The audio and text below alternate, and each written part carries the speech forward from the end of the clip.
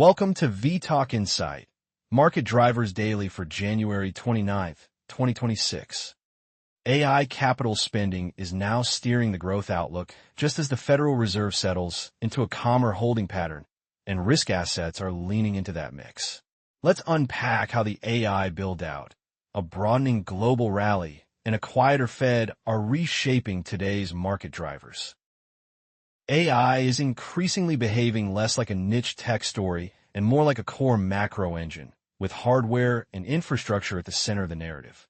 We have been highlighting that shift in recent days, and the latest numbers from the semiconductor complex push it further, with chip equipment and memory names posting record demand and guiding confidently through 2026 and beyond.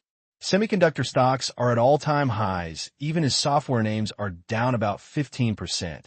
Underlining a market view that the near-term payoff sits in AI hardware rather than in traditional software licensing. ASML is a good illustration of this AI Capex boom, reporting fourth-quarter bookings around 13.2 billion euros, nearly double analyst expectations, with sales almost twice estimates and a large share buyback alongside cost cuts.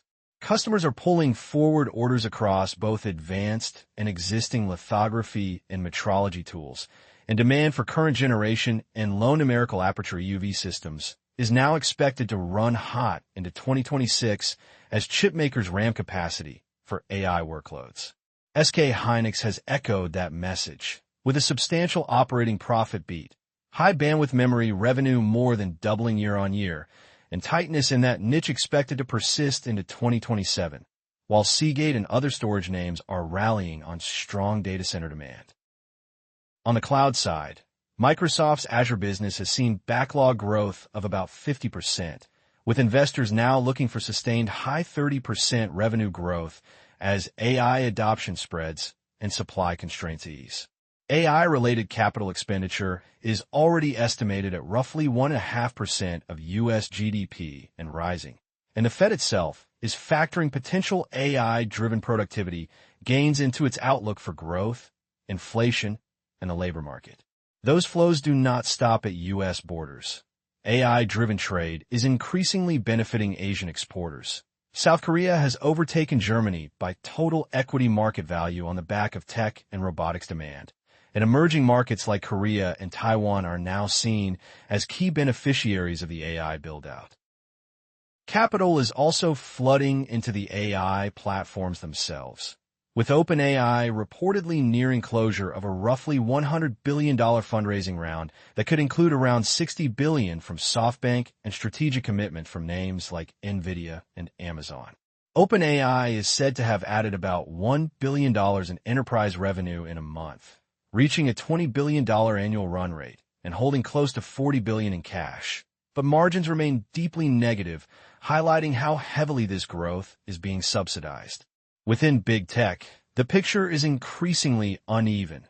Microsoft trades on a much richer multiple than Google, with an 8-turn valuation gap despite both leaning hard into AI. Meta is under scrutiny for hundreds of billions in AI and metaverse Capex, even as its core ad business grows above 20%. And Amazon is cutting around 16,000 corporate jobs to streamline operations and upgrade lagging AI infrastructure. Beyond tech, AI is already reshaping sectors like healthcare, where firms such as Sword Health report being cash flow positive while still growing quickly, and claim to have delivered more than $1 billion of client savings since 2020 by avoiding unnecessary procedures and easing capacity bottlenecks. AI is also feeding into commodities and hedging, with strong demand for manufacturing build-outs linked to data centers and energy infrastructure helping to support a powerful move in gold prices, where some forecasts now stretch towards $7,000 by year-end. The counterview is that the pace of AI-related investment risks a short-term bubble, especially with OpenAI's negative margins, intense competition from Google, and a growing disconnect between surging chip stocks and lagging software. While AI-related hiring slowdowns and weaker prospects for new graduates raise questions about how inclusive this growth really is. From here, the critical watch points are big tech earnings and Capex plans, the final terms of OpenAI's fundraising, and how central banks continue to frame AI in their growth and productivity narratives. Because any sign that AI spending is slowing would have implications well beyond the tech sector. The growth backdrop looks increasingly like a run-at-hot environment, with both hard data and markets pointing to stronger momentum than most forecasts assumed a few months ago. In the U.S., the Atlanta Fed's GDP Now estimate is running around 5.4%, levels not seen in years, and while that depends on avoiding a government shutdown, it signals meaningful upside versus consensus expectations near 2% per quarter. Recent backward-looking trackers have been revised up as well, suggesting that the economy entered the year with more speed than many models had penciled in. Fiscal policy is adding to that momentum, with anticipated U.S. tax refunds of roughly $135 to $140 billion set to deliver a front-loaded boost to households in the first part of the year. Some estimates suggest that as much as half of this year's GDP growth could be driven by government spending and related stimulus, reinforcing earlier signs that consumer spending remains solid despite concerns about household balance sheets. There is also a visible wealth effect in play, particularly for higher-income cohorts tied to tech and AI earnings. While new partnerships like Moon's tie-up with X Games showed digital assets continuing to reach mainstream audiences and potentially supporting ancillary activity.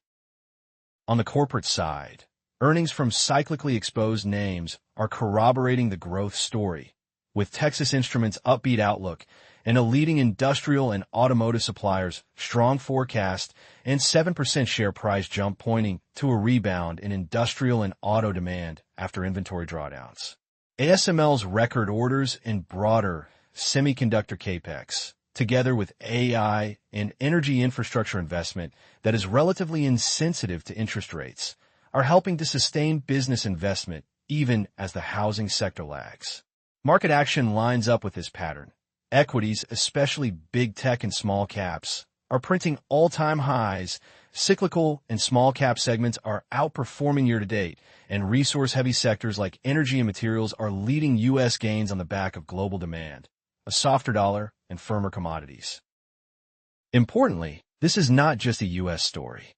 Global equity markets are showing broad-based strength, with all but one U.S. sector positive year-to-date, and every tracked country trading above its 20-day moving average, indicating a synchronized bull phase. Internationally, markets such as India, Japan, and South Korea are gaining traction, while the AI trade is broadening toward emerging markets like Korea and Taiwan, which some now see as preferred exposure over Europe and Japan. Europe is not standing still either, with industrials, basic resources, and banks benefiting from fiscal stimulus and rising domestic orders, and UK equities highlighted as undervalued, offering the highest earnings yield among developed markets and relatively limited direct AI exposure. The combination of AI-driven productivity, fiscal expansion, and solid consumption raises questions about how hot the economy can run without reigniting inflation, with some analysts warning that nominal U.S. GDP could reach 4 to 5% by year-end if wage and price pressures stay firm. Job growth is currently concentrated in areas like healthcare and leisure that are less exposed to AI disruption, and recent data suggest a soft landing with unemployment stabilizing and productivity helping to bridge the earlier gap between GDP and payrolls. The risks are that growth proves too dependent on AI Capex from a small group of tech giants, that the current wealth effect reverses if AI valuations are challenged, or that new tariff actions and housing weakness undercut momentum in the second half of the year. For now, investors are watching incoming data on tax refunds, consumer spending and cyclicals, and emerging market earnings to gauge whether this broad-based expansion can persist or whether the balance starts to tilt back toward inflation and policy concerns. Against that backdrop, the Federal Reserve is firmly in a watchful holding pattern, and markets increasingly see upcoming meetings as low-drama events. The Fed recently left its policy rate unchanged at 3.5% after a cumulative 75 basis points of cuts over the prior 3 meetings, explicitly pausing to assess progress toward its inflation and employment goals. For the next decision, market participants overwhelmingly expect no change in rates and relatively little new information, with more attention on Chair Powell's press conference, his handling of political questions, and a broader leadership succession story than on the policy statement itself. Inside the committee, consensus has shifted toward a more balanced assessment of risks, with Fed officials saying that both upside inflation risks and downside employment risks have diminished compared with last year. The Fed has removed language about rising downside risks to activity and now characterizes policy as well-calibrated, signaling that further moves will be highly data-dependent rather than pre-programmed.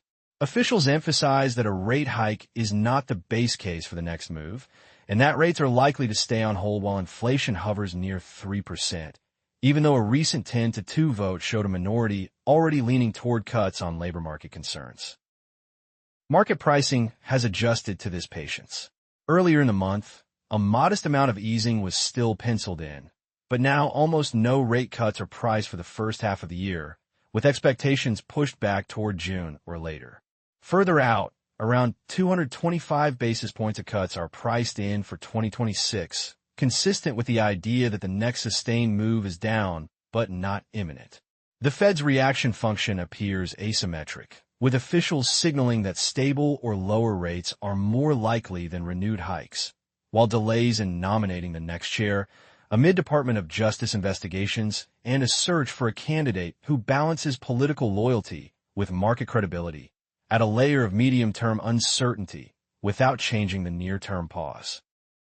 In rates markets, this has translated into remarkable stability at the long end, with the 10-year Treasury yield holding in a roughly 4 to 4.35% range since the last hike, leaving real yields meaningfully higher than pre-pandemic levels. Stable long-end coupon issuance and ongoing Fed purchases of Treasury bills are helping to suppress term premiums, even as the Fed maintains a generally tight stance and risk assets trade near records. Looking ahead, a steeper yield curve is anticipated if growth continues to outperform and inflation proves sticky, particularly if the Fed shifts to an easing bias or leadership changes alter the market's perception of its tolerance for higher inflation.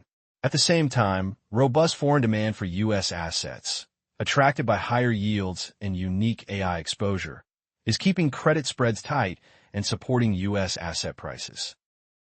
For now, many investors see upcoming FOMC meetings as near non-events, expecting minimal changes to policy language and limited immediate impact on risk sentiment.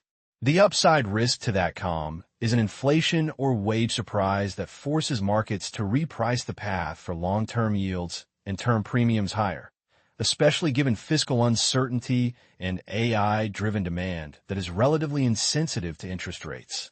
On the other side, if labor data weaken more decisively or growth slows as AI investment normalizes, the minority on the committee that already favors cuts could gain influence and bring forward the easing timeline. Key watch points are any tweaks to the statement around considering further adjustments, the tone of Powell's answers on politics and inflation tolerance, and whether the 10-year yield continues to trade in its recent range or breaks out as the growth and AI stories evolve. To wrap up, AI infrastructure spending is now a central macro driver, supporting both U.S. and global growth, while also concentrating risk in a narrow set of sectors and business models. That strength is feeding a broad risk rally, with cyclicals, small caps, and resource names participating, even as the Federal Reserve steps back and lets the data guide a cautious pause rather than an active easing cycle. From here, the balance for markets hinges on whether AI, Capex, and fiscal support stay strong, without pushing inflation and long-term yields uncomfortably higher. This video is for information only and is not investment advice. Visit and subscribe to vTalkInsight.com for latest interactive market insights.